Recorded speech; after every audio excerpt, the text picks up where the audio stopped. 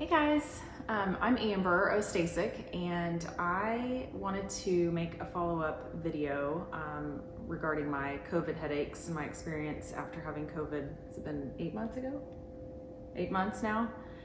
This is my husband, Tom. I'm going to include him because we had a conversation this week that I thought would be good to share with you all. So I invited him along for this one. Kind of quickly, for those of you that maybe found this video before you watched some of my others, we both had COVID back in July of 2020. It's now March 2021, and I'm still dealing with some side effects after recovering from COVID. It was a long journey, but I finally found some relief after seeing a neurologist here in the state of Oklahoma that specializes in headache medicine. So she truly saved my life. If you go back, I think we have 3 other videos where I go into more specifics on some of the things that I've done for treatment. But basically now where I'm at after 8 months is I get Botox injections, which has been very helpful. I was able to start exercising again a few months ago. And those of you who know me know that that's a huge part of my life. So it was a struggle for several months not being able to get back to those activities. And so now when I get the Botox injections, I feel pretty decent for maybe 5 or 6 weeks, and it starts to wear off. We've come a long, long way, but I do still get the headaches. This last month, however, the Botox seemed to wear off a little sooner. I want to say it was around 5 weeks. I started keeping a log just to kind of have an idea, because if any of you are suffering from these headaches, you know, it just kind of, the days start running together and you can't really keep track of, gosh, when was the last time I felt good? So I started keeping a log and looked at it week before last and thought, this is more than 50% of my days. I'm either treating a headache or I'm going to bed with a headache and waking up with it the next morning. And so it seemed like it was picking back up. And so of course I reached out to my neurologist and got in the same day for a nerve block. It's a occipital nerve block, and you'd have to Google it to see what it exactly is in it, but it is basically a numbing medication and a steroid of some sort that they inject. Gosh, there's probably 5 or 6 injection spots right here and here. I think maybe there was a couple here, and the ones back here in the back of my head, those were the ones that were super tender for several days. But basically what it does is it puts those nerves to sleep so that the pain stops. And the crazy thing is, that day I actually had a terrible migraine, and it immediately went away. I could feel the numbing. It's almost like when you go to the dentist and get a shot in your mouth and your lips feel like they're out to here. That's how my entire head felt for several hours. It was just very weird, fuzzy feeling. And then once the numbing medication wore off, it was pretty sore for a few days, but now I'm 3 days out, and I ran yesterday, I rode my bike today. I feel really good. So I'm hopeful that that's going to be the answer for me right now. The other reason really that I wanted to make this video today is since sharing my experience with these post-COVID headaches, I've had tons of people that have either found me on YouTube, left messages for me there, or they've sought me out on social media and sent me messages. It's unfortunately a growing number of people. I read something the other day, and I don't know if you can really trust the statistics that you see, but I saw somewhere that 10%, and where they get this number, I don't know, but 10% of people that have recovered from COVID are experiencing some sort of lingering, ongoing symptom. They actually have a name for it now. I can't remember the long name for it, but it's PASC is the acronym for it. And it's the long COVID, or long haulers, as they've been calling us for several months. So we're not really sure what's causing it, why there's there's people all over the spectrum. There's old, there's young, most of the people that I've connected with have been my age range, very young, fit, active, healthy, otherwise very healthy people that are experiencing these ongoing issues. And so there's just really no rhyme or reason. And we don't know when it'll go away or if it will go away. And this kind of comes back full circle why I wanted Tom to join me on this video today, because I have good days and bad days. But this last week I had more bad days than I've had in a while. And I, just like probably many of you, if you're watching this video, desperate searching for answers, you go to the internet and you start looking up, what are other people experiencing and how are they dealing with this? And of course, now that I've made all of my experience very public, I get people that daily are sending me things, which I appreciate. But one of the things that came across was a video basically talking about how this long COVID is potentially a chronic illness and that this is something that I could live with for the rest of my life. And of course, I was having 2 or 3 really bad headache days. And when I read that, I thought, oh my God, that's not the quality of life that I want. I don't want to live like this. And, it goes on to talk about, they've done autopsies on people that have died from COVID, and they find these things on their brain scans that, it's like leaking on their brain over time. And I walked into his office like in tears, like, what if I'm dying? That's where I was. And I'll stop talking and let you talk, because I want you to tell them what you told me, because I can't always shift my perspective myself when I'm in a place like that. And you've always been so supportive. In every part of my life, but especially over the last year, being sick and being kind of out of control for the first time in my life of my own health and well-being. And you've been there for me. And I realize that not everybody has that support system, and they may not even have friends or family that would tell them some of the things that you tell me. And so I wanted to give you a chance to tell them what you told me. Sure. Well, life, it's about the perspective you have, and 2020 was rough on us individually, together as a family. We had not just COVID challenges, but a bunch of different challenges in our life. And the way I've chosen to learn from 2020 and apply that unique perspective to my days and to our lives is to try to look at things from, it may be morbid, but in this particular scenario, she comes into my office and she's concerned about, what if this is something that'll never go away? What if this is only going to get worse? And to be honest with her in that moment, to be honest with you, I've had these fearful thoughts and these thoughts that can kind of get away from me. And I thought, gosh, what if I lose her? What if this is the beginning of the end?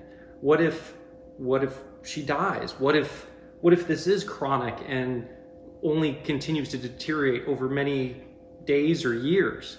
I've had these thoughts. And the reality is, what if today was the best day of the rest of your life? And what if this was a diminishing experience? You'd look back a week from now, a month from now, a year from now, and go, damn it, why didn't I appreciate what I had in that moment? Because those days were better than the days I'm having now. And so, this is what I shared with her, and this is kind of my perspective. Every day I wake up, and even though she may not be at her best, she has a headache, or maybe I'm picking up some slack that she would otherwise do, I'm so grateful that she's in our lives and that I'm getting to spend this time with her, because we are not guaranteed tomorrow. No matter if it's COVID related or what have you, there are no guarantees in life. And so I choose, and what I shared with her in that moment is, I'm going to choose every day to appreciate and look at my life and see what I'm grateful for rather than what I'm disappointed in.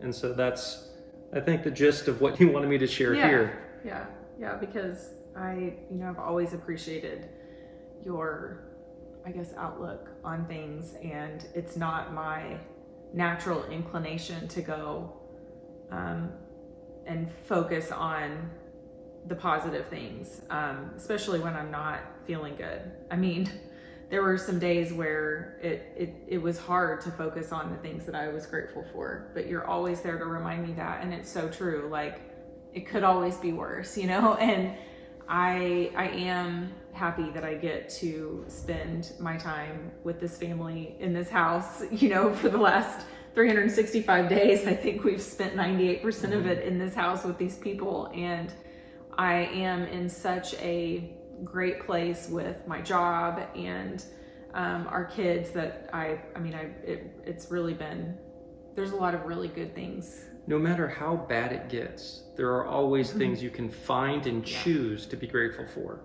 I mean, if you're watching this video, you still have your eyesight. You can still hear. You know, you still have the ability to, you know, search this out and find it. I mean, obviously that's small, but I mean, those are the types of things. You can find countless things to be grateful for. And there's countless things for you to find, to be afraid of and concerned about and nervous about. But has focusing on that ever helped anything? No. I mean, I'm not saying it because I'm above it and I'm capable of doing all those things. I'm just trying in my life to be more aware of my thoughts and where they're at, and if they serve me and do they make me feel better? Do they enrich my life? Well, again, going back to no days are guaranteed and no tomorrow is guaranteed. So, you know, why would I waste my precious time focused on any of those things that don't serve me? Yep. So, yeah, I thank you. I just wanted to share that mainly because, and I'm trying to avoid jumping all over the place, but another big reason that I wanted to continue to share my thoughts and experiences is I really hear from, I want to say it's every 2 days or so. I'm like, hey, someone reached out to me and sent me a message. There's so many people, and I don't think that this is going to stop. There's going to be more and more people that have COVID and have these ongoing issues. I know specifically for me, it's been headaches, but there's other things that just hasn't been as important because the pain has been so prominent. But I'm also having some cardiac issues and some things that, you know, a lot of people are having and looking for answers. Well, and even in my experience, I've had issues that I haven't even thought of because yours have been so much worse, but I've had physical therapy on my shoulder, and I've had like joint pains and muscle aches that are not normal. So there's definitely there's thousands of people out there, and I hear from people that are in a desperate place, that are where I was last summer, where you are just trying to figure out what the hell is going on, what is wrong with me, and so I mainly want to continue reaching out, you know, sharing my story so that you understand that you're not alone and it does get better. And you do really have to advocate for yourself with your doctors. Do what you can to find supportive people. Not everybody has a Tom. Find a good friend. If you don't have a friend, reach out to me. Find somebody that you can talk to in a safe place and can lift you up and keep you going. I think the other thing to add to that, not just the support around you, but also kind of the responsibility you have to maintain your state of mind and being and your hopefulness, and your, maybe finding this video does give you a sense of hope. Well, let that fester, not the negatives. And you have to stand at the gates of your own mind and kind of be protective of the negativity and the concerns that you could flood your mind with, as opposed to thinking more positive, uplifting, encouraging thoughts. Just like being your own advocate, you also have to take care of your own mental space as well. Yeah, and like for me, the number one thing that I do to take care of myself is my exercise, and I couldn't do that. And so it's kind of, you know, goes right along with the theme of 2020. There's not a single person out there that did not have to pivot in some way, and some little ways and some really big ways. I mean, we had some job changes and we had lots of big ways that we had to pivot this year, but just in little ways too. Like, I could not physically do the exercise that to me keeps me sane. And so I had to try meditation. I had to try things that are out of my comfort zone to get my mind right. And and keep a healthy mind. And so just be open-minded to, I guess, other ways of keeping yourself healthy mentally and physically. And I'll throw a link up to my video about my challenges with kind of the mental health plan for 2021 based on some of these challenges we've had. So hopefully we'll post a link somewhere on this screen that you can click for that as well. That's good, because I know a lot of people find my videos that are just really desperate, and it's heartbreaking. And I wish that there was an answer like, oh, you take this medication and all these side effects go away, and that's not the case. But don't give up, advocate for yourself. If it is truly the headaches that brought you to me, message me. I'd be happy to share with you what's worked for me specifically.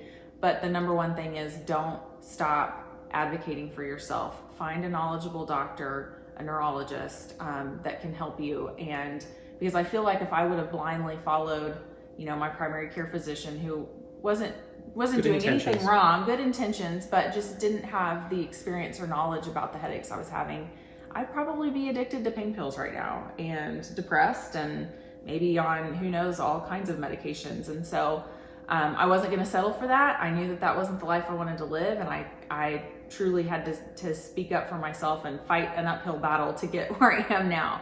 So I'm happy to say I am feeling much better. And I hope if you are watching this and you are not feeling well, that this is going to be a turning point for you and you'll start feeling better soon too. Anything else you want to add? I don't think so. Okay, I think we covered it. Thanks.